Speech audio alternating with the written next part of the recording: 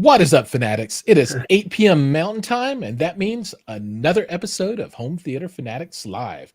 Tonight is episode 138, and we have a monster of an episode for you. Joining us today, we have Kevin Mayne from Torus Power. And, first, Kevin, welcome. Welcome to the show. Thank you. It's good to be here, Jiles. Good Thank to see you. Yeah, glad to have you. And, your company is one that I didn't know that I had heard of. And through our conversations, I realized that I had seen your product, but I didn't know it was your product at the time. And this actually was just a few minutes ago when we were talking about, what we're going to do in the episode. And you had me take a look at the Cedia Theater. Yes. And I remember seeing the power box there, right? And I was like, I don't know what's all in there, but that thing's really cool, right? Because they really showcase it, right? And, then the pieces started coming together for me. It's always good when the pieces come together. Absolutely. And for me, it happens so seldomly that it's when it happens, I'm like, oh, I did it. But I think maybe other folks are going to need a little help kind of putting the dots together as to who you are specifically, and then your company and what products that you guys make. So maybe you can start out with a little bit about yourself, and then we can get into the company. Sure. Yeah. So, Kevin Mayne, and I'm with Torus Power. I kind of do a lot of different things at the company, from sales to production planning to raw materials sourcing. We're a pretty small company, Jiles, and as a small company, we tend to wear a lot of hats. Absolutely. So I think everybody kind of chips in wherever needed. The company is based in Toronto, in Canada. And, we're making everything as much as possible in Toronto. There's a couple of things we do offshore, but it's pretty minimal. For the most part, we're doing, everything's hand built here in Toronto, and we're sourcing raw materials from locally here in Canada and from northeastern U.S. and some other areas in the U.S. But we're trying to keep it as much local as we can. Oh, awesome! Right on. Yeah. And what do you guys make? I mean, so what is the thrust behind the company, right? Torus Power. Why is it called that? And so I think it all works together. It does kind of work together. It all fits together like we had at the beginning of the show here. So the name came from the fact that what we build is a toroidal transformer. So hence the name Torus, and it's designed to supply clean power. So it was just kind of a natural to call it Torus Power.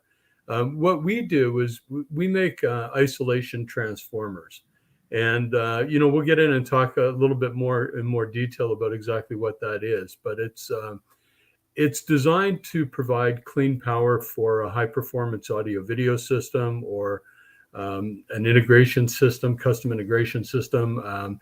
We do get into the studio space quite a bit as well. So providing clean power for studios is a big part of what we do. And in the pro music arena a little bit. So, that's kind of how the name came about. We started doing this in 2004, 2005 was when we built our first products. And the background of the company is that we've been making transformers for a lot of the high-end audio companies, the notable audio companies that, Mark Levinson, Krell, Nelson Pass at Pass Labs, Bryston, Macintosh. So, that's kind of our pedigree, was making transformers for those companies.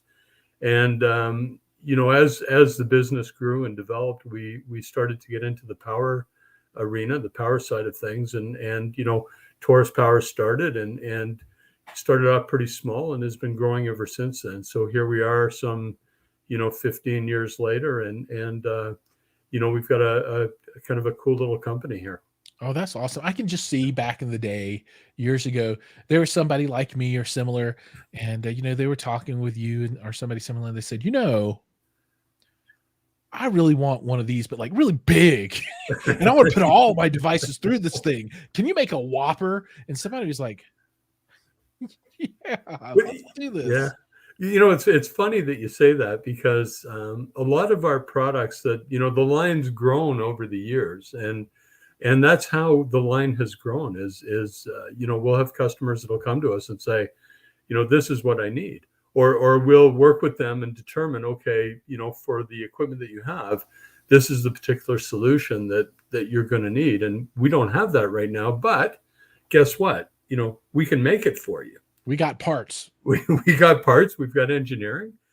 We put it all together. We come up with the design, and then we roll out the product. And that ends up, becoming part of our ongoing product line. So, that's really how a lot of our larger solutions came to be over the years, was from working with customers and finding, an answer to their needs and providing the right product for them. Right on. So let's, I think people, it'll help them if they can visualize this just a little bit. So I'm going to pop up your website here. So everybody should be able to see that now. And all right. So there's kind of the lower end, and not that it's lower end, but it's more kind of a residential product, small scale. And, these kinds of things, the Avr Elite, and this is something that, somebody would buy and stick into a rack kind of thing.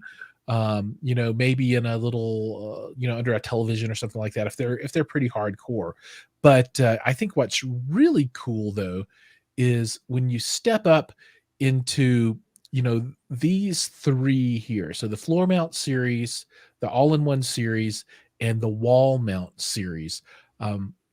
And maybe we can just talk briefly about the wall mount series, because I think this is kind of the sweet spot. Just from my limited knowledge, this is kind of the sweet spot for folks in the kind of enthusiast range. So these are people that will, build kind of a dedicated room in their home, and it could be a retrofit, or it could be, maybe if they're going hardcore full design, paying a lot of money, they would do like an all-in-one series.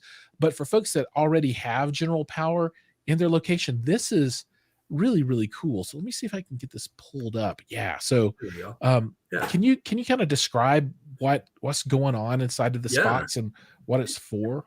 Yeah. So this is a really cool solution that we make in the wall mount series. And, what you're seeing there is you're seeing this really large isolation transformer. And that's the heart of everything that we do. So that's the big UFO saucer in the middle. That's it. And that's in every product that we make. That's kind of what we do, who we are. And what that does is you've got different ways of kind of dealing with the power. So I think most people know in today's world that the power that's coming into the environment, the residents, it wasn't designed to do the things like we do today. I mean, if you go back, the power was designed to power lights and refrigerators and things like that. Sure. And most of in fact, I was thinking about it earlier today that I had a house in downtown Toronto that was built in 1916, and that house had actually, when we started to do some renovations on the house, we found out that the lighting in the house was originally gas piped lighting that went in there. Wow. Yeah. So, and that was 1916 that the house was built. So really, not that long ago where there were homes without, electrical power coming into the house. So, when this all started, it was, power is designed for lights and for, the old ice boxes and things like that. It was never designed to power things like critical loads for sensitive electronic gear and things like that. So I think a lot of people know that power is not ideal. There's a lot of noise. There's a lot of artifacts on the power line, and you really want to try to deal with that. So the isolation transformer, what we do is rather than just trying to filter out some of these noise and problems, is we're actually isolating the AV gear that would be connected to this. And we do it through an isolation transformer. So what that is you've got an incoming winding that's a copper winding that's wound around this transformer core. And the power comes in and it energizes the transformer core. And then you have what's called a secondary winding. And that's isolated from the primary, and it picks up the power and it outputs it to the electrical equipment that you're powering. So there's no physical connection between what's coming out of the wall and what's going to the, your audio, video, or your home theater system. You've kind of broken that connection. And what we do is we're making a a magnetic connection, so that we're able to electrically disconnect that power that's coming through. And that allows us to eliminate a lot of these problems and artifacts and noise that exist on the power line. So that's the core technology. And what that's going to do for you is there's really, 2 or 3 things that's going to do. The first is you're lowering the noise floor in the residence or at the location. So that's going to give you a lot more detail. Detail in the audio part of the whether it's music or a movie. You're going to get more detail there. You're going to get less noise on a video image. And that's because you've lowered the noise floor. But in addition to that, the transformer will actually provide dynamic power. So, you've got you're lowering the noise floor and then you're increasing the dynamics at the same time. Does it act as a capacitor in some way? It's not as a capacitor as much as let's say, a reservoir. Okay. Where, you've got the magnetics going on in the transformer, and it allows, because of our history with building transformers for all of the audio companies, we have a really good understanding on, what's required to power amplifiers. And we're, what we're essentially doing is we're not limiting any power that's going to the amplifier. It's getting what it needs. So it's going to have the full dynamic capability of the design of the amplifier. So you have this combination between, lower noise floor and then increased dynamics. And all of a sudden the whole sound stage changes. Oh, that's outstanding. And it's a revolution in terms of the change in the performance of the system. And that's the core technology of the isolation transformer. So that's that big donut that you see in the middle of that wall mount unit. But the cool thing about that wall mount unit is, if you've got a situation where maybe you have, some dedicated circuits that are running from your electrical panel to your theater, you can kind of drop this right in line and use this as a sub panel. And you've got one large transformer that would be spec'd to the right size for the system that you're running. And it can handle, the dynamics for the whole system. It'll, provide clean power. It just kind of gives you a really nice solution to power a big system or a theater.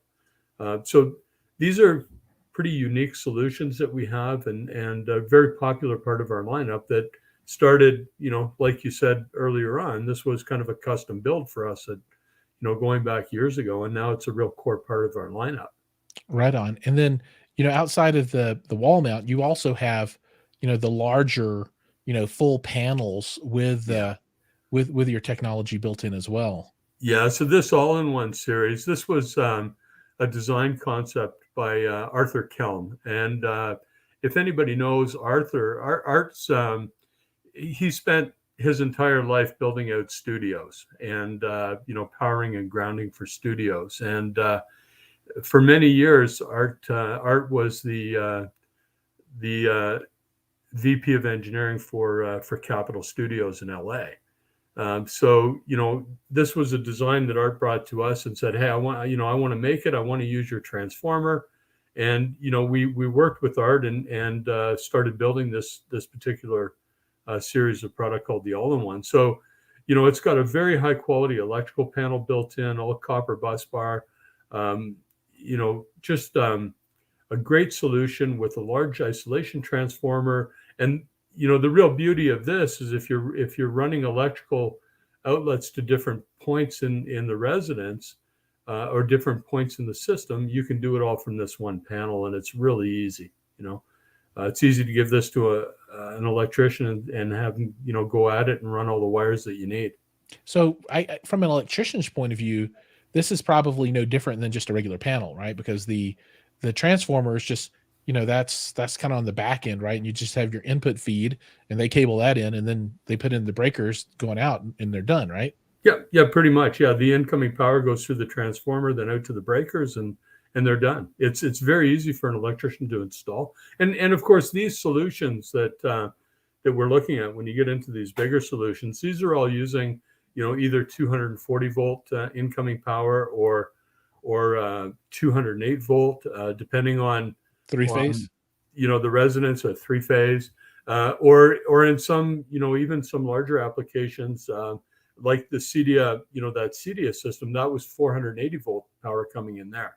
Oh, they got 480 running into that 480. guy? Yeah, Holy because smokes. that's a commercial building.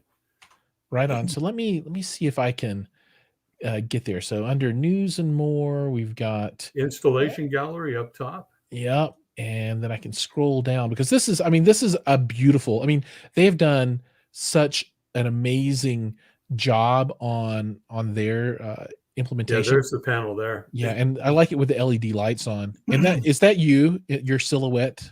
That could be that could It could be me as well. busted. But I mean, look at that. That's just a work of art. It's Yeah. gorgeous. I mean, Yeah. that's industrial design at the top of its game. Yeah, this is a great great theater. Dennis Erskine did this, and he did just a wonderful job of building out this theater. And for us, it's kind of a little bit of a feather in our cap to be selected as to supply power to the CEDIA reference theater, which is kind of the reference for our industry. For those that don't know, what CEDIA is, that's the Custom Electronics Design and Installation Association. So it's kind of like our core industry group. So, absolutely, yeah. And they put on a trade show every year that was happened not too long ago. It's a wonderful show. If people like this kind of stuff, home theater, power, pretty much anything. I mean, it's a really good show. And if you look, I mean, as far as the equipment list goes for this theater, I mean, you're in really good company. A Barco Loki projector, Stewart Film Screens. You got you guys, Trinov, All Pro Sella. This is this is about as good as it gets. Yeah, and we like being in that company, and for what we build, we kind of feel like that's where we belong. So absolutely, I agree. I mean, and I think what's great about this is, if people if they want the technology, but they don't have a dedicated room, right? They don't necessarily have space and they don't want to bring an electrician in. You have products for that, right? There's the residential stuff. They could buy a box, shove it in, and, get the advantage that your technology brings in their small system. But when you need to scale up, you can, like you said, scale all the way up to commercial power, step down and go crazy with the cheese whiz. That's it. Yeah, no, we have your typical 120 volt solutions, and for us it's really more driven by the size of the transformer. So one of our more popular solutions for an audio enthusiast or a smaller, more modest system would be like a 20 amp transformer. So you've got a 20 amp dedicated circuit, you've got a 20 amp transformer, and you might be running a little home theater system or a 2-channel audio system, maybe with a couple of power amps or something like that. So and those are great solutions. We do smaller solutions than that, and then of course some of the bigger stuff that you've already shown them, Jiles. Yeah, and I think you're getting right into that sweet spot. The single 20 amp circuit up to maybe 2 or 3 for an average size home. Really, really sweet spot. So let's say hi to some folks here real quick. Hi-Fi Haven is here with us rather. Hey man. Double A's with us. Still only 2 A's. Hoping he makes 3 one of these days. My Mail is with us. Joey Peacock, he works for Indie Audio Labs, and that's Acurus and Aragon. Yeah. And he was at CEDIA earlier this year and got to see the theater, and he was very enamored with it. And I'm sad I was going to see it at CEDIA at the show, but I wasn't able to make it due to the woes that are going on. So I missed it. But Joey had a question. He said, have Kevin talk about the RM60. I don't know what that is, but he's curious about the RM60. Hey, Joey. So, yeah, and I know I'm sure I know Joey. I've talked to Joey before. And so the RM60 is very similar to what you were showing before with that wall mount, but it's in a rack mount configuration. So you've got a rack mount piece. If you go back to the RM rack mount. Yeah. So if you go back to the website, you see the product series, and then you go to the RM series. I think we may have a picture of the RM60. Oh, there it is. So there it is with the 3 power switches on it. So that that's a typical rack mount type of a unit. where you're bringing in a 240 volt feed to this, a 30 amp 240 volt feed from your main electrical panel, and you've got 3 20 amp output circuits, hence the 3 power switches there. And you can run a pretty good sized system from that. That's the back of the RM20 there. The RM60's got a few more outlets on the back of it. But and so this is the one I'm showing now. Is this the 20? Oh no, that's the 15. That's an 15. RM15, the one that you've got. There's the RM60 there. Okay, I got you. I don't think there's a picture of the rear panel on there of the RM60, but yeah. So it's just a great solution for somebody that's got a nice high performance system. You need 320 amp circuits to run the system, and you've got it all in one box with one isolation transformer. And the beauty of that is you're using a 60 amp transformer for the whole system, so you've got great dynamics. Everything's running on the same ground plane, same phase of the electrical, so you've got everything kind of in the right sweet spot for the performance of the system. Right. And I really like this RM20. I think this hits the sweet spot for a lot of people, because it looks like you've got a single 20 amp, what is it, 110 input, or 120 input. 120 volt input, 20 amp circuit. Yeah. Yep. That right there. You got to sell these things like hotcakes. That's probably our number one selling unit there. Yeah. That's absolutely spec'd right. And then just take it and put it on a shelf at the bottom of your cabinet. And this fills the need for 75% of the enthusiasts out there, something like that. Yeah. Well, that makes a lot of sense. For sure. And I mean, that's the kind of thing we sell that every day. Yeah. So, that's a good piece for us. But, one thing that I would like to mention, because, we're talking about isolation and kind of just want to talk for a moment about some of the differences, because you've got kind of the category is known as, power conditioning.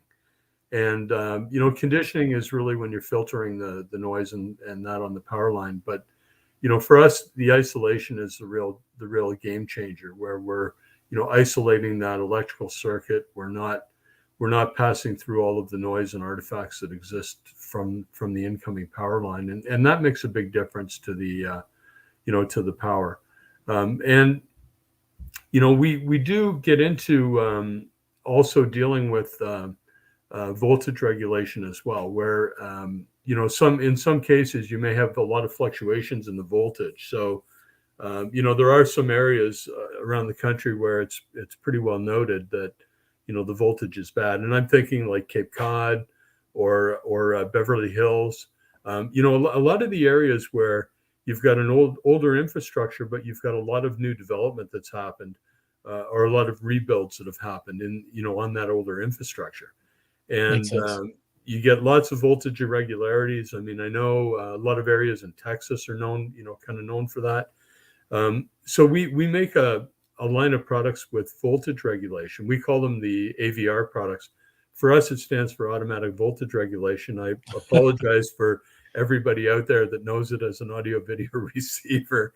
But what we do is we make a multi-tap transformer, which is kind of cool. So, the way that a transformer works is if the primary winding and the secondary winding are the same size and length, then the input voltage and the output voltage will be the same. But you can vary or change the output voltage with the length of the winding, the size of the winding. So if you make, for example, these units where we've got 240 volts coming in and 120 volts going out, we're doing that stepping down in the transformer by the size of the winding. So with an AVR unit, what we've got multiple points where we go into the input winding, and we can change the size of the input winding in relation to the output winding. So we can step up or we can step down the voltage, which is kind of cool. So we've got these AVR units where you can run from a range of 85 volts to 135, and it'll output 120 volts plus or minus 4. And it'll work within that really wide range. So if you've got problems going on and you're really out of spec on the voltage, we can help fix that. And, of course, the performance is going to make a huge difference when you're fixing that type of a problem, but also the reliability of the equipment. If the equipment's dealing with problems with the voltage over a long period of time, it can cause some real problems. So it really helps with the reliability as well. Yeah, so I'm looking at a little chart talking about that now, and there's the model called the North American, which has 120-volt input, Mm-hmm. and the range for that is 90 to 130. So that's a lot. That's 40 volts of variance. Yeah, And then the operable input range is 85 to 135, which is 50. And then that regulates to 116 to 124, 120 plus or minus 4 volts. That's, exactly. I mean, just could you imagine having 85 to 135 volt swings, and this device keeps you humming right along. And not only that, but on top of that, you get surge removal and complete protection, right, against lightning strikes and that kind of stuff. And Joey was asking about that as well. Do you get that surge protection in all the models, or is it just an AVR feature? No, so the surge protection is a standard thing for us. I mean, being in this category, it's kind of, that's something you need to be offering. And, we do it through a variety of different methods for surge protection. So most of the lineup has series mode, what's called series mode surge suppression. In our design, that's on the output side of the transformer. So we have an advantage over everybody that doesn't have a transformer, that we can use the transformer to act as a protective device for surges and spikes that are coming in. So the transformer kind of acts as a buffer. The series mode surge module is on the output side of the transformer, and that'll capture and dissipate any surges. It'll last forever. It doesn't, it never gets blown up. It's just, it's an ongoing protective device in there. When you get into the voltage regulation units, now you've got that added layer of protection against the out of range voltage, because Giles, there's different types of surges that you're going to see. There's a lightning strike, which is, this is fascinating. Yeah. Yeah. So that's your catastrophic type of surge. But, what about, when something happens at the utility and all of a sudden you've got, 180 volts going into the system instead of, 120. I mean, that type of a surge event can happen as well. Or, what if you've got a generator and, the generator kicks in and you've got that really ugly period where, the generator's starting up before it really settles down. So those are different type of surge events. And that's why we use some different technologies. So in that wall mount piece, we've got an additional second transient voltage surge suppression device on the input side. And then with the AVR units, those are regulating the between 85 and 135. And if it goes outside of that range, it'll automatically shut the unit down. And then when the voltage comes back within a safe range, it'll turn it back on again. Right on. Yeah, that's cool. So, I come from an IT background, and we have to deal with this stuff in data centers quite a bit. Yeah. But for us, we typically will handle this with a battery back system. So, all the power is charging batteries, and then we pull everything off that with a voltage regulated system. That it takes up a huge amount of space, and it is prohibitively expensive. I think this is an amazing solution for a home-based theater or even a commercial theater. And a lot of people are, they're chasing down, how can I protect my system? How can I improve my sound? How can I, do these kinds of things from a legitimately scientifically sound point of view, right? So, to everybody that's watching the show right now, if you want to improve the resilience, the sound quality of your system through electricity, don't go out and spend $20,000 on cables. Buy one of these and put this in, and this is going to give you so many benefits that you wouldn't get from something that I don't consider to be as robust a solution. Yeah, I know you're like, yeah, I don't want to get into that conversation. Well, no, it reminds me of a funny story, and it was in my early days with Torus Power, and I was talking to Henry, our lead engineer, and I was asking Henry, I said, so Henry, is it changing the power cable, is it going to make a difference in the Torus power unit? Will it actually change the sound? And Henry right away was like, no, because we're doing all the isolation after that cable that goes from the wall to our unit. So no, it's not going to do anything. So I went away, and then I don't know, a while later I was traveling with our distributor in the UK, and at the same time that we were talking about Torus power to the customers there, he was also launching a cable line, and we were doing a lot of A/B demos, and we were doing an A/B demo with Torus power unit, but also changing the cable, and I could hear a difference. Really? I could hear a difference with the other cable. So on the input side, so before it gets to the transformer. Yeah. So I, when I got back home, I went to Henry. So Henry, here I am traveling in the UK, and we're doing these demos, and we're A/Bing these cables, and I could hear a difference between, the different cables that we were plugging into the Torus power unit. And he looked at me, he says, yeah, of course you can. So I just kind of walked away from that one wondering, okay, what did I miss? I think that is probably an episode all for itself. But for this episode, it's time for us to move on to segment number 2.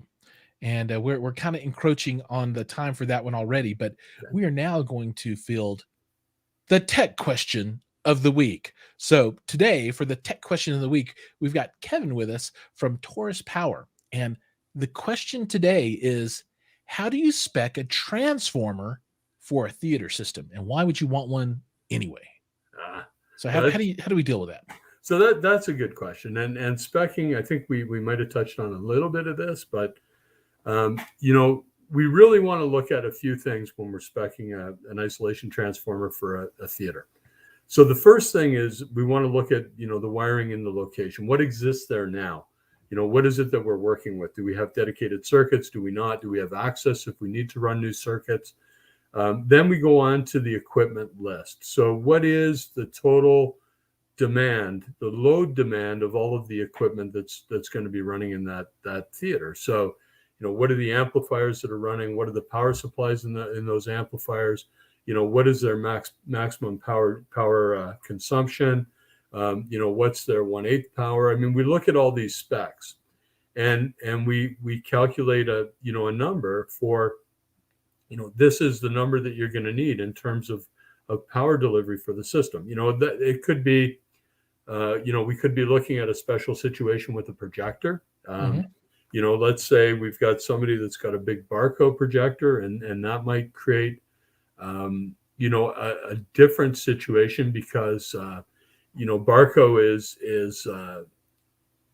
it runs between 200 and 240 volts is the specified range for Barco.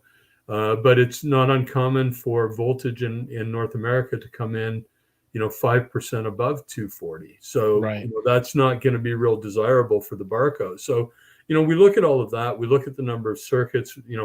What is the electrical coming in from the utility at that location? Is it 3-phase power, which is becoming more and more common in these larger homes?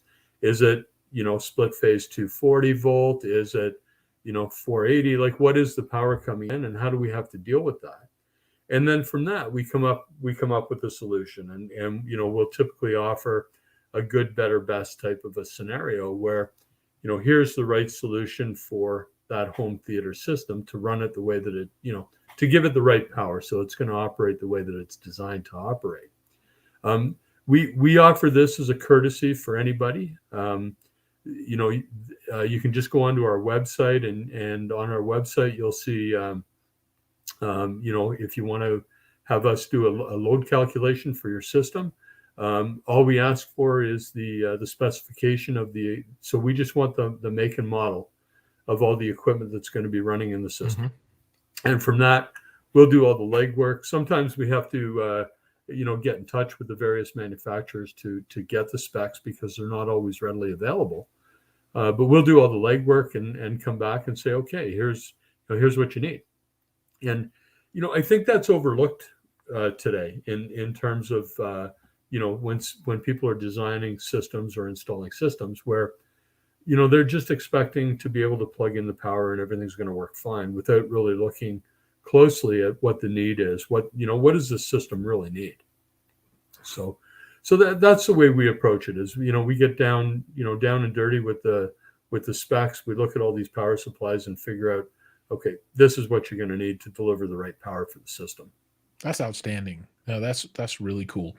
And it sounds like pretty much, independent of what anybody might have, you guys will be able to scale all the way down or all the way up and come up with a solution for even the largest home theater system.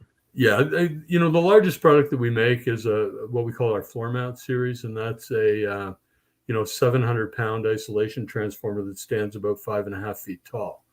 Wow. So that'll power a pretty large cinema, media room, a pretty large installation.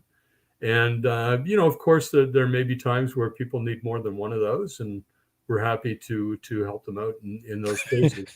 And if you buy them in packs of 10, there's a 10% discount. Yeah. Could you see the transfer trucks just showing up? Here's your 8 tons of toroidal transfer. So that's awesome. Yeah. That's awesome. Yeah, all right, Kevin, I think we have kind of hit the end of the road on our time here. I am completely fascinated by this, and this is an aspect of my theater that I really haven't considered before. And I think, I and a lot of people watching today will be very interested in learning more. So I'll make sure that links to your site are, in the notes for this video. So, give me some time after the video airs, and I'll make sure everything gets in there. So people can check out there. If, what's the best way to contact you guys if someone does need to chat? So just through the website, toruspower.com, Torus power.com. And all of our contact information is on the website.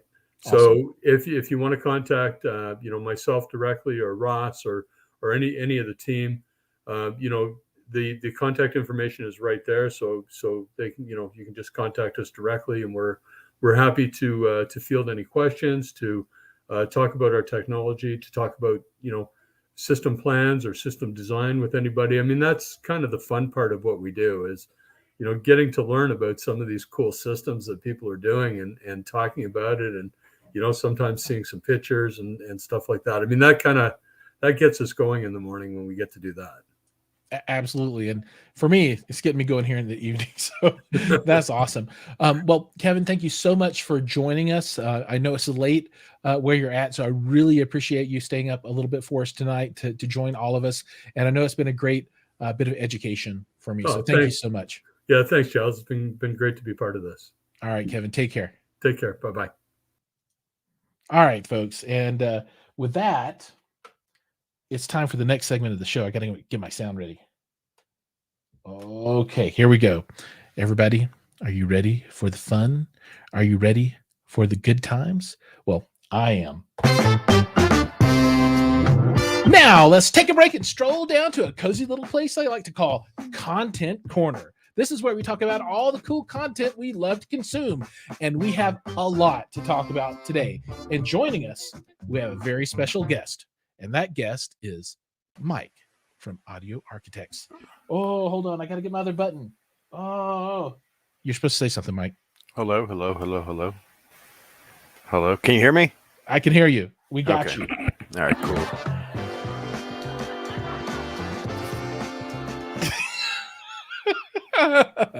Welcome. What's up, buddy? How's everything going? Good. Hopefully I won't be having the issues I was having last week. I think we may have just been exercising the bandwidth a little too hard with all 4 people in there, but it could have been. It could have been. Yeah, I'm here. I got some. You're looking good. I mean, you're not choppy, and your sound's coming through well, and it's not choppy. Cool. Right on. So what's up, everybody? I'm Mike with Audio Architects. Miggity Mike. For those that don't know, Miggity. I am here to talk content with Jiles. Content Corner. Stu, welcome to the show. My Mill. I don't think I said hi yet. Hey, Cruising RSX. Hey, I think I hit everybody else, but Mike, yeah, I'm glad to have you here again. And there's some things that you wanted to talk about that are coming up that you're excited about. I added a few more to the list, so that way there's 5 things on the list I want to talk about, and 2 out of the 5 you already know what they are. So I can guess 2 off the top of my head. I say we go ahead and let everybody know this week. Jiles and I are going to go see Dune on Thursday night at 6 p.m. Mm-hmm. We're actually going to pay to go to someone else's theater to watch a movie. It's going to be that good. Because why not? Because, There's only a few movies I'm going to do that for. It's going to be Dune and Ghostbusters this year. Maybe Eternals. Not sure yet. I'm already looking at tickets. Looks okay. Looks good. Oh, okay. So, Jiles, are you stoked about Dune? Oh, dude, I'm so incredibly stoked about Dune. I mean, I you see behind me, those are books. So everybody, those aren't Blu-rays or anything. Those that's paper. Well, I've got every Dune book that's been published thusly, and I've read them all, and that's a lot of Dune action going on, especially when you consider Frank's son continued and is carrying that torch on. So yeah, I'm super excited. And I wish that we could get to, a series that would, somebody making these films that can get past the first book. Right. Because I want to go all the way through. I want to see movies about the robot wars or whatever it was called back in the day, and how did the Mentats come around, and how did the Spacing Guild and the Navigators be created, and how did the Bene Gesserit and the breeding program come into place, and what about Ix or I, that the planet Ix, IX, because it was the 9th one, who knew, and all kinds of stuff. So dude, there's so much stuff that I would love to see covered, and it's exciting that we at least get a taste of it. Agreed. Speaking of prequels, I just saw the teaser trailer for House of Dragon, which is the Game of Thrones prequel that took place 200 years before the fall of the king. So it's about the Targaryens, right? Right. Very excited. Looks really cool. It looks like they're using a lot of up-and-comers. So I'm excited to see that. Because I know a lot of us got attached to the characters from the original Game of Thrones. I'm hoping this could have the same effect, So I don't know. We'll see what happens. Is J.R.R. Tolkien? Is George R.R. Martin involved in this? Do you know if he's? I don't know. It would be interesting if he were. It's a shame though that they couldn't finish the series of Game of Thrones the way George R.R. Martin could have potentially wrote it, but they went so fast that they finished they finished telling the story before he could finish writing the books. So the writers for Game of Thrones, I think it was season 6 or 7 where they were just kind of winging it at that point. So yeah, well, I don't think it's that the TV show went too quickly. I think it's Martin wrote too slowly, because he had 7 years to figure out how to finish a couple of books, right? He did. And he's like, nope. I love him, but damn it, dude, what are you doing? Hook a brother up. Just to kind of, I see what AA's comment. Dune Part 1 ends abruptly. I heard. I expect it to, because it's reliant on a second one to finish just the first book. So we'll see how that goes down. I think I am going to leave kind of angry. It's luckily Jiles and I are going to be doing a live stream afterwards to kind of let everybody know our initial reaction. Yeah. So we're going to rush home. Mm-hmm. And I'm going to schedule that so I can get it publicized. Nice. Yeah. Another one, the new Batman trailer. At first I was like, okay, benefit of the doubt. New actor, new everything. let's see how it's gonna work. However, just from what I've seen on the new Batman trailer, it looks awful. I think it looks awful. I think it's a failed attempt to kind of bridge the Dark Knight and what's his name, Keaton's character. You know, Keaton. the Tim Burton series and Dark Knight kind of put together. So it has that noir feel to it, you know. But I felt they picked the wrong Batman for it. Yeah, I'm trying to show some pictures of stuff from the movie. What it's going to look like. Now, AA, let me address AA real quick. Ben Affleck wasn't great, but I just don't feel Robert Pattinson fits the bill for really any type of Batman that I've seen in comics or in any kind of media. I don't know. I could be wrong. This could be an awesome movie, so don't take my word for it. I have not seen it yet, but just from that last trailer, the first trailer was really cool because it left you kind of like, whoa, this looks like a dark, gritty, real serial killer type of thing. And then now it's kind of like, ugh, God, really? Check out this picture. That's hilarious. Yeah, that's Affleck, right, on the right hand side of this one. Yes. Which I wasn't too excited about Affleck doing it. But which brings me to my next segment. The Flash. The Flash has a teaser. The Flash movie has a teaser. And spoiler alert, before you guys put your fingers over your ears. The teaser on The Flash teases Michael Keaton returning as Batman and teases the Batmobile, the original Batmobile. So Michael Keaton as an older Batman, of course. Check that out. So yeah, that was supposed to go down. Yeah. I'm excited. I don't know if this is legit or not. It's just maybe somebody made a picture. Well, Keaton originally was supposed to be in the Crisis on Infinite Earths crossover in the DC TV universe.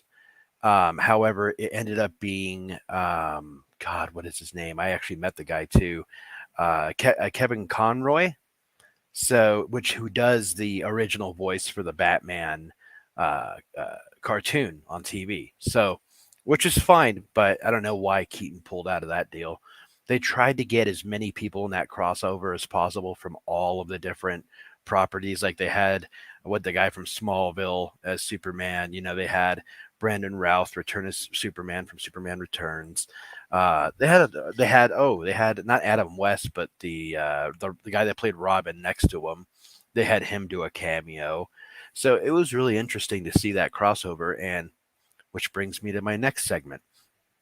The Flash TV show on, I think, November 17th, I think it is. They're doing their next crossover, which is called Armageddon. And they're once again bringing everybody together. It's going to be a 5-part event, 5-episode event. Wow. Dude, I don't know anything about this DC stuff at all on television. Oh, dude, I think the shows themselves are decent. They recently got rid of Arrow. I think the guy was just done doing it. And I think this might be the last Flash season, because I think the actor's also kind of done with it. But dude, I think this looks. I saw the crossover preview. Oh, dude, it looks so good. So they're bringing in Black Lightning. They're bringing in Brandon Routh as Superman again. They're bringing in everybody again. So I'm excited to see that. Now, which brings me to my last. And then you can have the floor. Oh, I know what you're going to talk about now, and this is exciting. The Ghostbusters international trailer blew my face right off. Tell me what you thought. You said that without even cursing. Well done. Well, because I know we're live right now. Well done. I would have done it with cursing had we not been live. His effing face off. What did I say? I agree. Let me see if I can find a picture here of this. So, Ghostbusters. It's the international trailer that dropped today. Dude, you didn't see it? You didn't watch it? No, I didn't see it. I gave you homework, and you No, still. I failed. I got the show together though. All right, so let's look at some pictures to help people understand what's going here. All right, so I don't know. I just googled Ghostbusters. Excuse me. Google International Ghostbusters Afterlife. I love the actors they picked for it. All right, so here are the kids, right? Right. Right on. So as far as I could surmise, they're living. These kids are Egon Spengler's grandchildren, right? And it's Egon Spengler's daughter is the mother. I'm guessing. And who's the dude? What's his face? Ant-Man. Paul Rudd. I'm thinking he's kind of like the Lewis Tully of this movie. You know, like the comedic relief, which is cool. However, there that picture right there is Ivan Reitman, the original director of Ghostbusters 1 and 2, and to the right of him is Jason Reitman, who's his son, who's directing this one. So I'm glad. That's awesome. Yeah, I'm glad he passed the mantle over to his son. Now, what looks amazing about this is that it just feels like Ghostbusters again. You know, it has that Ghostbuster feel to it. And Are they bringing this guy back? The original Ghostbuster? they're bringing all three of them back. Yeah. So, Oh, yeah, Ernie Hudson, Dan Aykroyd, and Bill Murray will be in this movie, and Annie Potts, who was their secretary. Remember? So I don't expect them to have a huge. is Sigourney Weaver coming back? I don't know. That I don't know. I haven't checked. You know, I haven't checked IMDb, but they've recently been like leaving stuff out of IMDb just to prevent spoilers and stuff. So I don't know. We'll see. We'll have to see how that pans out. I'm a But huge fan of Sigourney Weaver. So if she's in the movie, I'm going to freak out. dude, I think we're definitely going to see. I'm predicting that we're going to see a Gozer come back. I think Gozer's going to be a part of this situation. And originally I thought Paul Rudd was going to be positioned as the next generation of Ghostbusters, but it's actually these kids who are going to be putting on the proton packs and going to work, you know? Right. So I'm excited about this. Oh, dude, I'm looking forward to it as well. Yeah, dude. I mean, are they trying to get some of the vibe that was caught by Stranger Things? Well, they're using one of the kids from Stranger Things, so There you go. Mike from Stranger Things is in it, so that should tell you. I think they are. I think they're playing on that. Just think about it. Ghostbusters happened in the 80s, right? Yep. They bring back this nostalgic 80s movie using like relevant child actors. They're trying to appeal to the new generation and bring them back into the whole Ghostbusters phenomenon that happened when, you know, you and I were young. Mm-hmm. So, well, when you were young and I was not as young, right? Because you and my baby. brother are the same age, and he was he was probably 9 or 10 when it came out. This is what, 83, 84? It came out in 82, 83. Yeah, so it was so I'd right. have been 10. I was just barely born, so Yeah. I was more around for the second one. I was like maybe 4 or 5 for the second one, but yeah, man, I think we're gonna have a very, very nice holiday season for movies. I think Eternals has potential. What do you think? Well, the Eternals has some of my favorite actors in it, and so let me pull up the Eternals. Well, I bet the first one you're going to pull up is that Asian girl from Gemma Chan, Crazy Rich Asians. Yeah, Gemma. She was in that robot movie where she was human. Mm. And let me share this out, and which is a great television show, and if you haven't seen that, you should check that out. But I mean, look at this cast. Oh, We can't see it. Oh, you can't see it. Can I enlarge it? What is this? I can't enlarge it. Well, maybe you can see this a little bit. So for sure, Rob Stark and Jon Snow are in it, which I think is rad. Right. Yeah. They're both coming back from Game of Thrones to do this movie. That's funny. Angelina Jolie, of course. Yeah, she plays Thena. Mhm. Cersei is Gemma Chan. I can't remember the name. This guy who plays Kingo. I can't remember the actor's name, but I like him. Who is it? Come on. Does it not show? It says he's male. He's Indian. Okay. I guess this isn't about the actor. This is just about the character. Right. But no, and the movie's gonna be like 2.5 hours long or something crazy. Is it really? Yeah. I mean, it's gonna be it's long. Super long. Right on. But yeah, I'm very Selma Hayek's gonna be in this. Yeah, that's right. And Yeah, they got a good cast, I think. how can you go wrong? You can't. I wonder if it's going to be available for streaming No. on like Disney Plus or something. No. Nah. I would almost certainly say no. Or for the $30 or whatever, you know?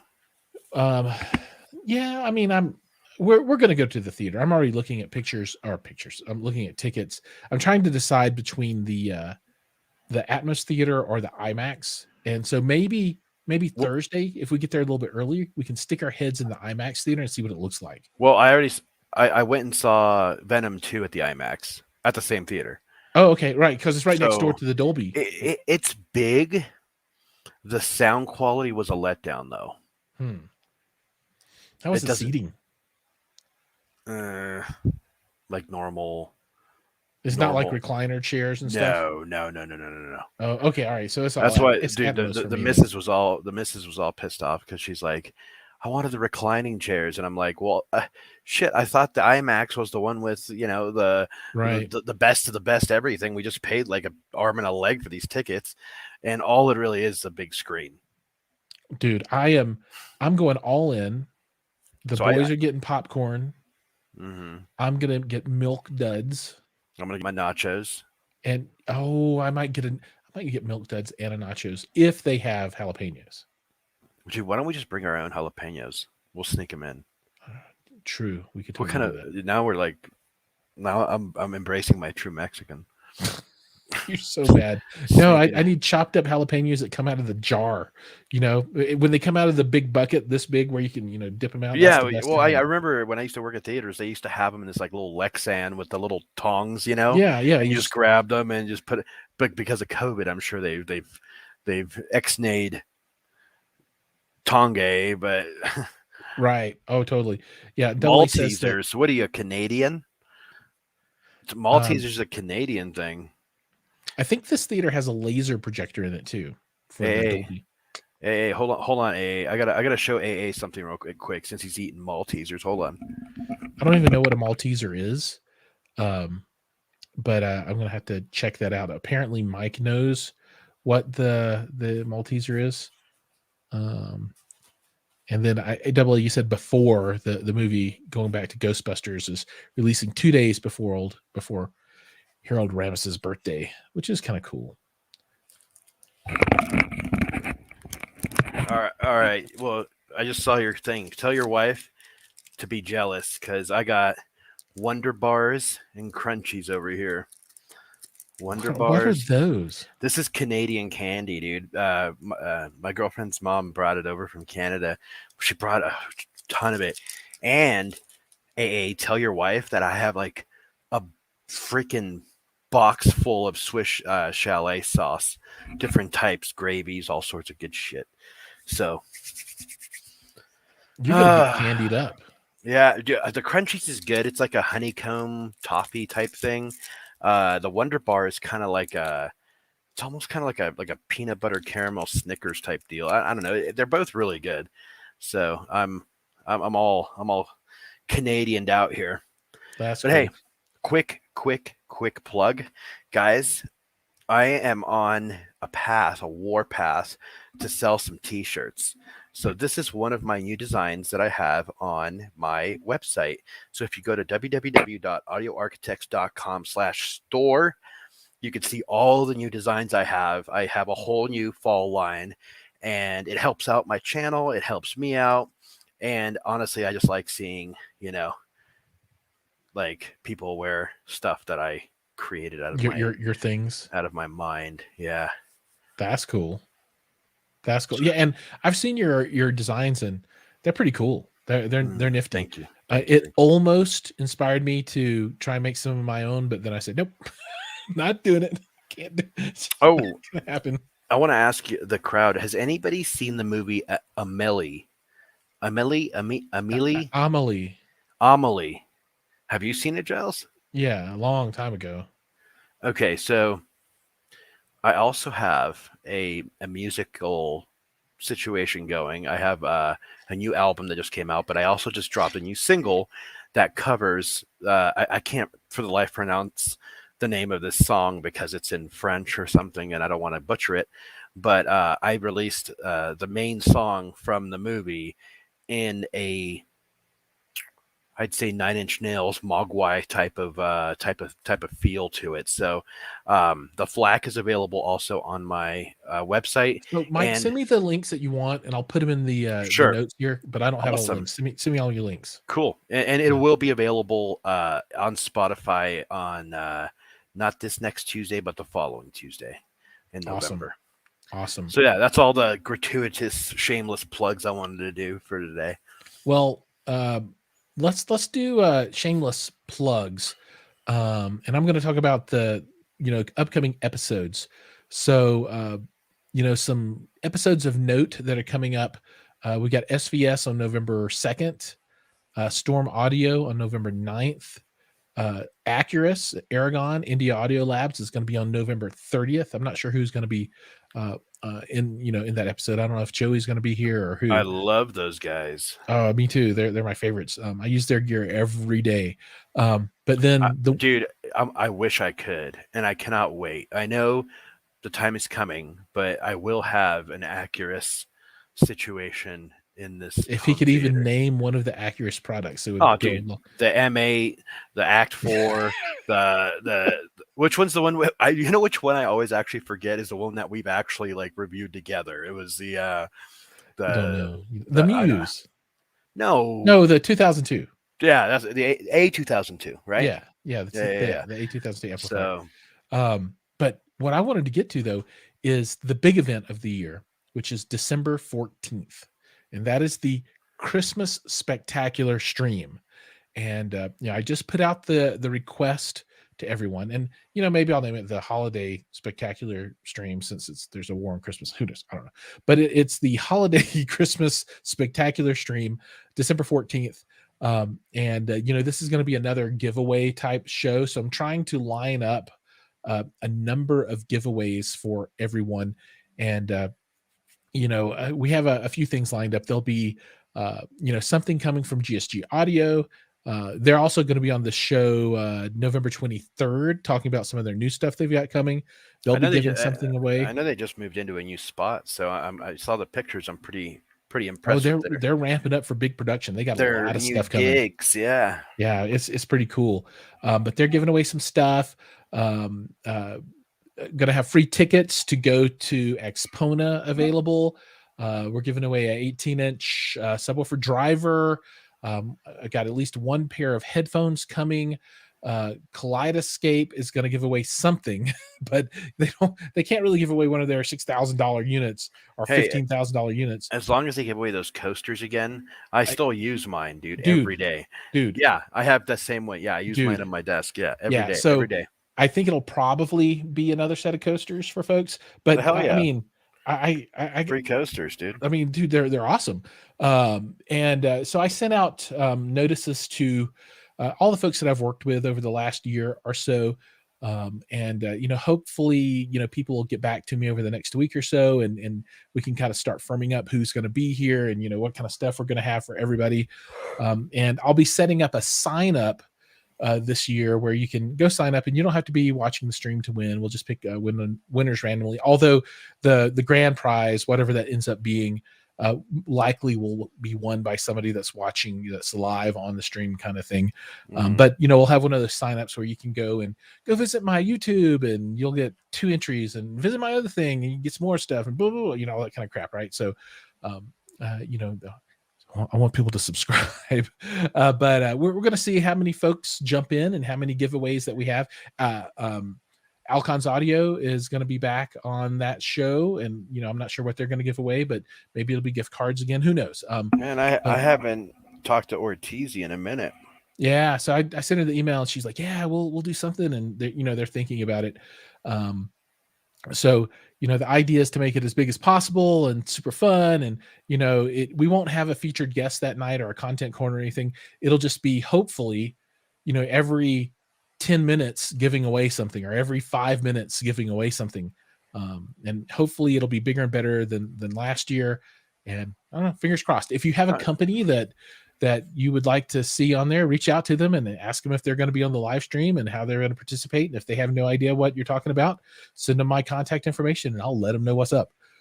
But very excited for December 14th. I remember last year's. You were you were pretty stressed out. You're like, this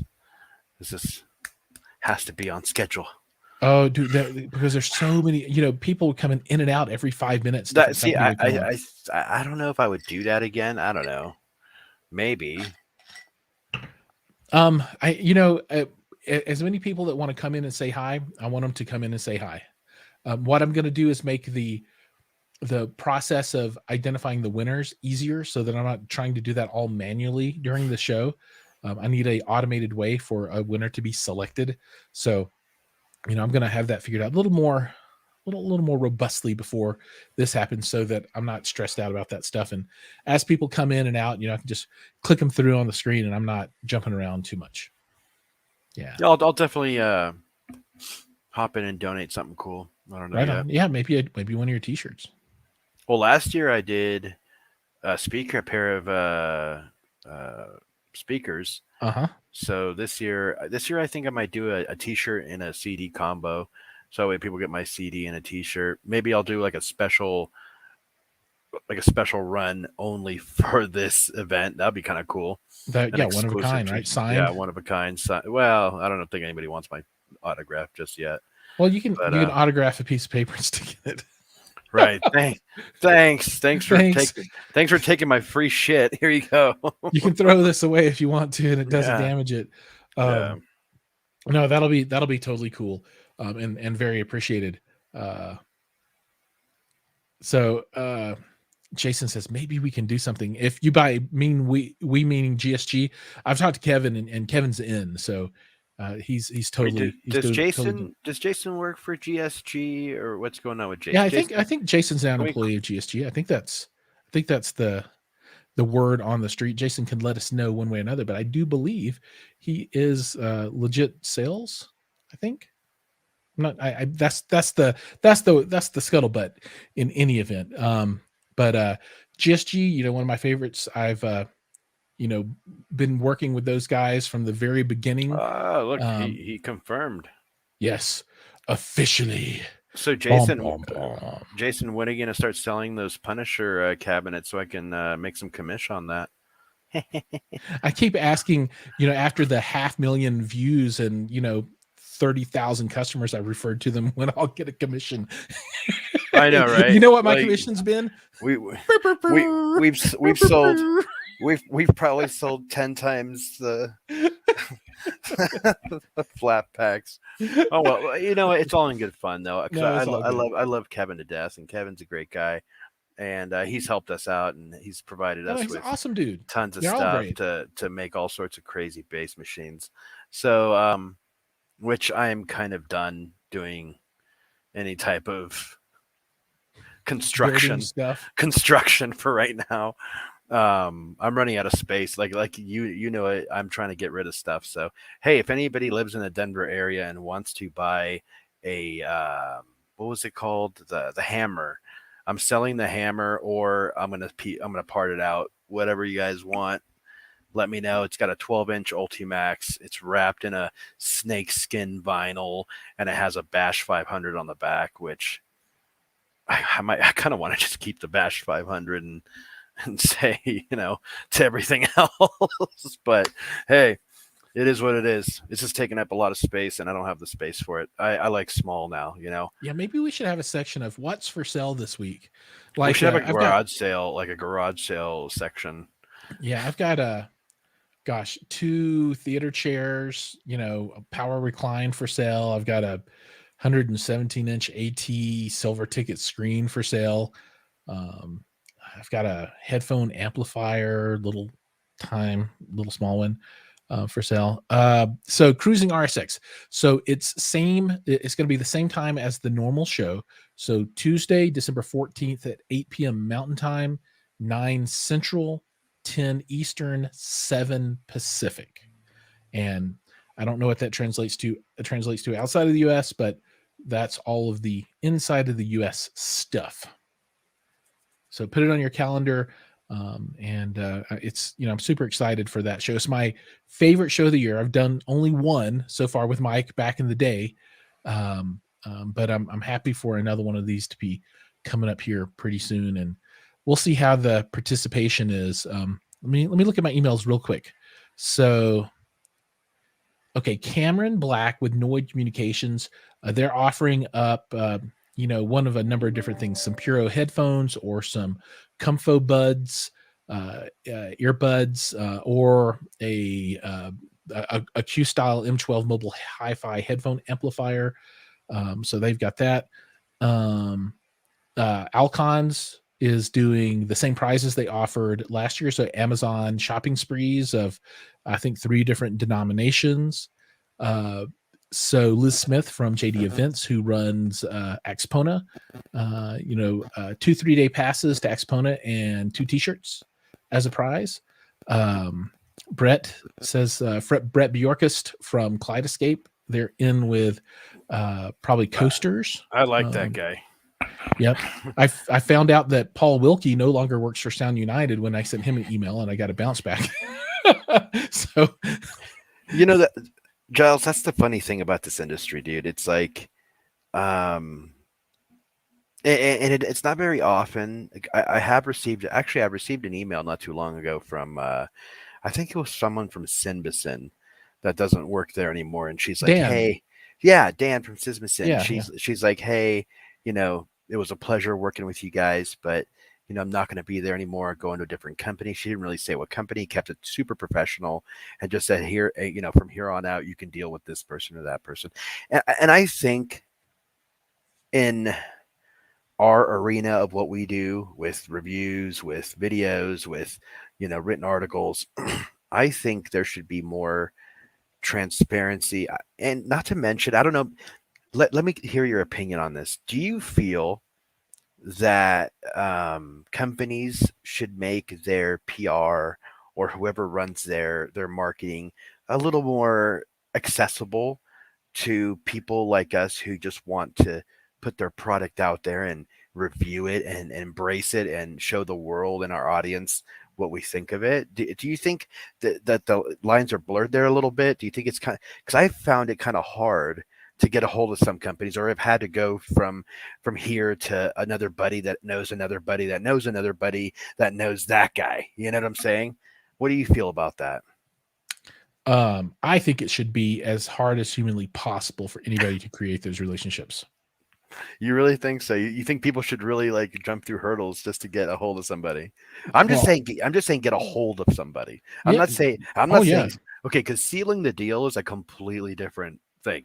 Because you got to sell yourself. You got to be like, hey, I can do this, this, and this. Check out my videos. And if then that aligns with what they got going on, then that's when the match is made.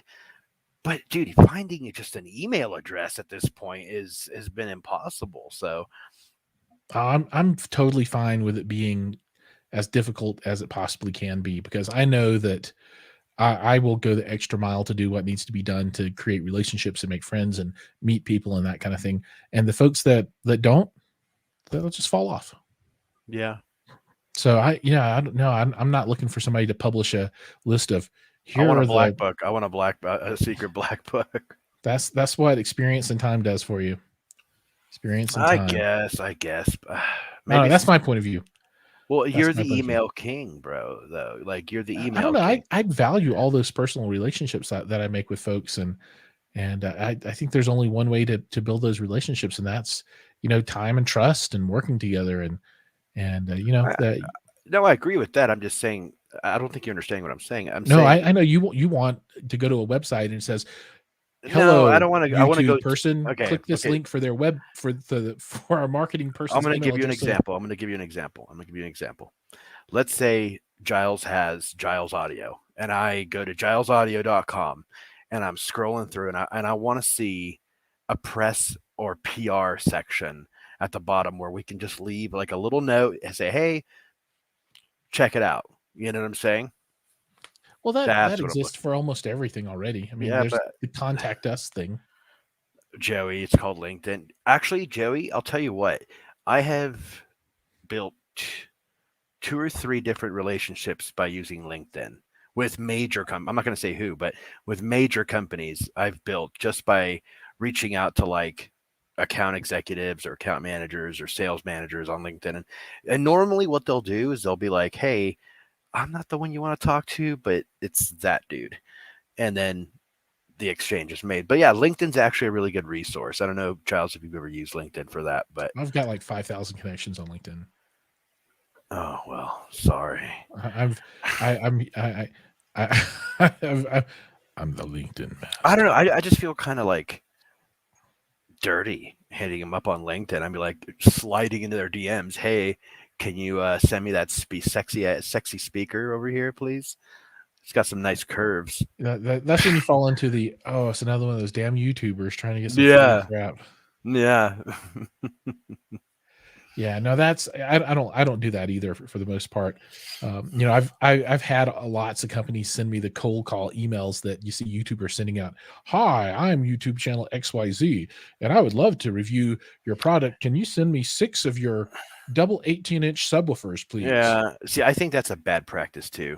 I think getting to know the person and getting to know the company and have honestly, I think the biggest asset to have is to have a plan going in.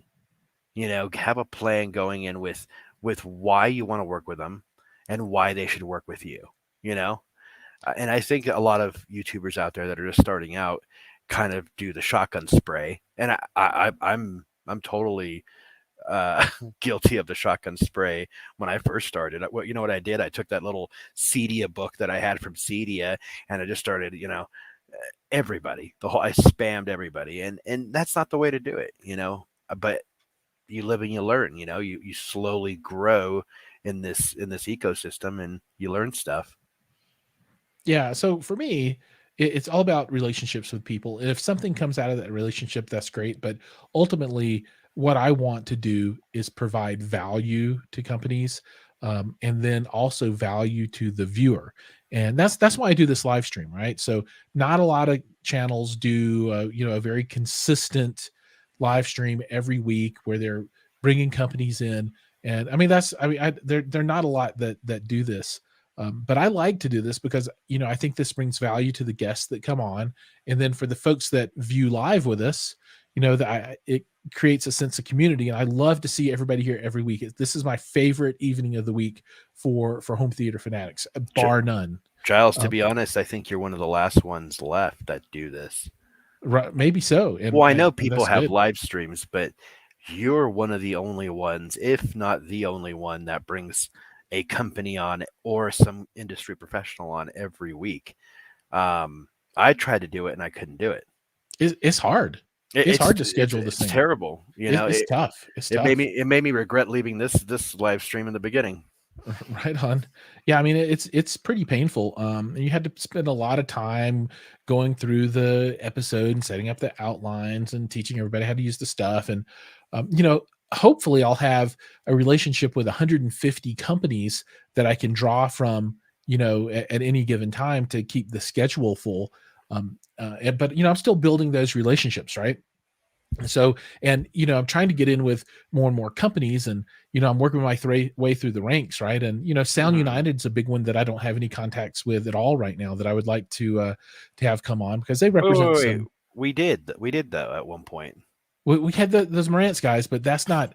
That's not what I'm looking for. That's 2-channel stuff. I really want home theater related things, right? Marantz has home theater stuff. Come Not on. those folks. There's like a whole different division. Is it really? Yeah, Dude, there was just such and guys, the reason I'm laughing is because I was part of that whole thing, and we did this together. This is when Jiles and I were boyfriend and girlfriend. He's my girlfriend. So I'm small spoon. so when we did this, there was such a language barrier that it was kind of almost kind of uncomfortable because it's like I know they probably wanted to say a lot of stuff, and if we would have spoke their negative tongue, I think it would have been like an incredible conversation. What are you talking about? You're talking about Hi-Fi Rose. No, wasn't Marantz from other countries? No, they. Yeah, I think one of them was like no, they were Danish. fine. It's just that they had 3 people come on, and Or maybe I it think was Hi-Fi Rose. Yeah. Hi-Fi Rose. They didn't speak any English at all. So that was kind of tough. Marantz was good. I mean, it was their 2-channel stuff, which is great, and I enjoy it. But I would like to get in, and my only comment about that was I want to be able to cover the AVRs, video processors, and that kind of stuff, and because that's I think a little more applicable to the larger chunk of the audience that comes for this show. This isn't so much of the 2-channel purist kind of thing. Although I'm happy to like this AW Marantz has home theater. My Chris. just in case you guys didn't know. All right. But, hey, wait. Joey Peacock. I want to address something real quick with Joey Peacock. I want to congratulate Joey Peacock for being like one of the only human beings that engages and likes my content on LinkedIn. He's like one of the only ones that engages with my stuff on LinkedIn. And Joey, thank you, good sir. You're a champ. You're a gentleman and a scholar. He's appreciate genuinely a good guy. No, he really is. He really is. Yeah, I'm really glad is. him and I connected on there as well. Yeah, but to get back to the whole point, the show's hard to keep it full and keep it scheduled, and I want to build all those relationships, and so thanks for everybody for watching it. It's really cool, and I have a lot of fun doing this. It's my favorite thing. I'd rather do this than film videos, if that makes sense. I like to film the videos, but this is really cool. Ever since I picked up the itch to start, my new way of doing my videos, I kind of enjoy it. I enjoy the process. I think the satisfaction of just like nailing out a video in a day is like, bro, that's an accomplishment. Yeah, you make something, right? And you did it all yourself. It's cool. I agree. I totally agree. But let's talk a little bit about videos. Let's get into the cleanup section of the, the show. So I've been derailing you on purpose, of course. Upcoming stuff. Mike and I will be watching Dune Thursday. Mm-hmm. We'll be streaming about it at probably midnight-ish or so, somewhere around that time. I don't know if it's gonna be that late. It starts at 6, and like it'll have 30 minutes of trailers, and it'll be 2 hours. So 6, 7, 8. It'll be 8:30, almost 9 o'clock by the time we get out. 9:30. Takes 3 hours to get home. So 10 o'clock, 10:30 our time stream, something like that. There you go. Maybe set it for 11 o'clock to have plenty of time. Yeah, let's do 11 because then you and I can kind of chit chat beforehand. Yeah. So 11 Mountain, midnight Central, 1 a.m. Eastern for anybody on Eastern that wants to stay up that late. They'll have been watching it themselves, so they'll be up already. But that's coming. I'm filming. Dude, I'm still upside down and backwards in my videos. There's a lot of stuff that I'm late on, but the setup video for the Oculus Quest 2 is in the can, just needs to be edited now. The measurement video for the Harbottle M18X, I've got the measurements done. I did the REWs of those, and I just need to sit down and talk about it and film that video. Cherry amplifiers, I'm in the process of filming that one and getting that one done. Oh gosh, and I know there's more. I got to do the floor for the kitchen video because those guys are going to be in to do that work here pretty soon. So I got to get that one done. Vila. I know, I can't help it. I'm so good at so many things.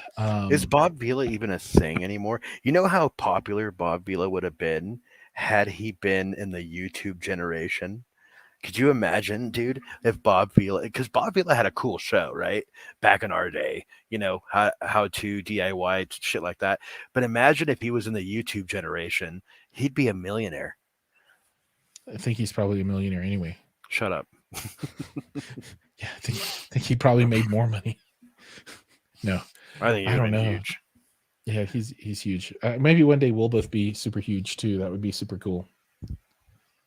All right, tell us about your upcoming content before we call it. Well, at 9:00 tomorrow morning, I'm releasing the final Phi. So it's going to be the final Phi. I'm going to build for a very, very long time. I'm using the Allo Digi 1. I went all out. I went all expensive. So I'm using Allo Digi 1 with a Raspberry Pi 4, 8 gig or 4 gig, I can't remember, but a Raspberry Pi 4 nevertheless. I'm using a case by Allo, and I'm doing direct sound quality comparisons between that, the Hi-Fi Berry Digi 2 Pro, and the Blue Sound Node 2i. So you'll be able to hear my opinion on sound quality comparisons. I'm going to let you guys know kind of how I did it. And I do have other videos out there on how to install Volumio and Rupee and all this other stuff. So I didn't really involve that in this video. I just kind of let you know sound quality wise what to expect and how it performs. So, and I also have the Denafrips Aries 2 DAC that I'm going to be reviewing.